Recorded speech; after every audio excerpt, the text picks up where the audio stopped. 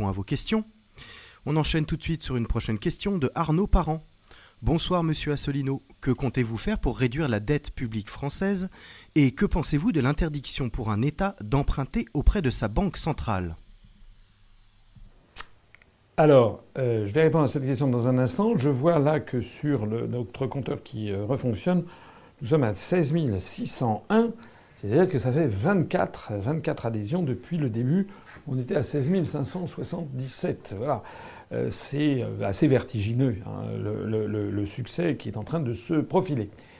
Je voudrais répondre à cet internaute en signalant d'ailleurs à tout le monde, tous les gens qui me regardent. Je suppose qu'il y a également beaucoup de gens. On me dit qu'il y a plus de 4600 personnes, je crois, qui sont actuellement en train de regarder à la fois, si on accumule les différents canaux par lesquels ça passe, ça devient très considérable. Donc il y a parmi les gens qui écoutent des gens qui connaissent les positions que je défends depuis maintenant un certain nombre de mois et des gens qui arrivent. C'est tout à fait naturel. Donc je demande à ceux qui connaissent les réponses de ne pas être trop agacés si je les reformule pour des gens qui viennent d'arriver. Donc à cet internaute qui probablement n'a pas déjà eu les réponses, je rappelle que dans le programme que j'ai prévu, la sortie de l'Union européenne nous permet justement de nous extraire des traités européens, notamment de l'article 123 qui interdit à un État que la dette puisse être financée par la Banque centrale. Donc on récupérera ce pouvoir et je l'ai dit, on pourra en tant que de besoin demander à la Banque centrale, à la Banque de France, de monétiser une petite partie de la dette publique, du déficit public. Cependant, comme je l'ai toujours dit aussi, je suis quelqu'un de sérieux, de raisonnable, de réaliste. Je signale au passage qu'il y a à l'UPR de plus en plus de gens très compétents sur les questions.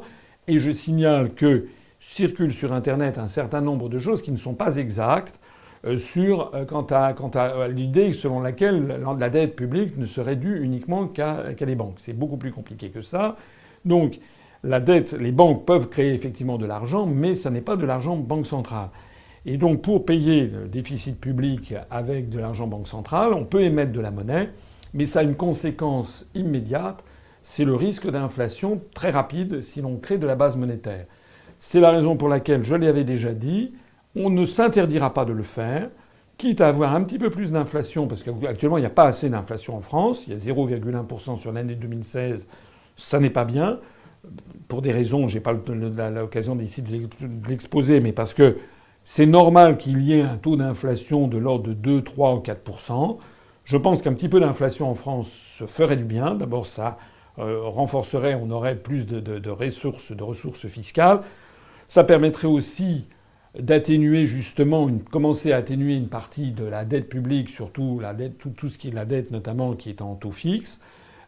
Ça mettra un petit peu de l'huile dans les engrenages. Mais l'idée, c'est pas non plus de verser dans un scénario à l'Argentine ou d'avoir de l'hyperinflation, parce que ça aussi, c'est dévastateur socialement. Donc, les choses sont compliquées, mais pour répondre à la question, on ne s'interdira pas de le faire en tant que de besoin. Et pour répondre à un autre aspect de la question, c'est sur la dette publique, je renvoie à ce que j'avais déjà dit en 2011, que je reformule, c'est-à-dire qu'on aura un débat national sur les origines de la dette publique et sur les moyens de traiter la dette publique. Qu'est-ce qu'on en fait ? Quels sont les différents choix qui sont offerts au peuple français ? Et puis après, on demandera aux Français de trancher.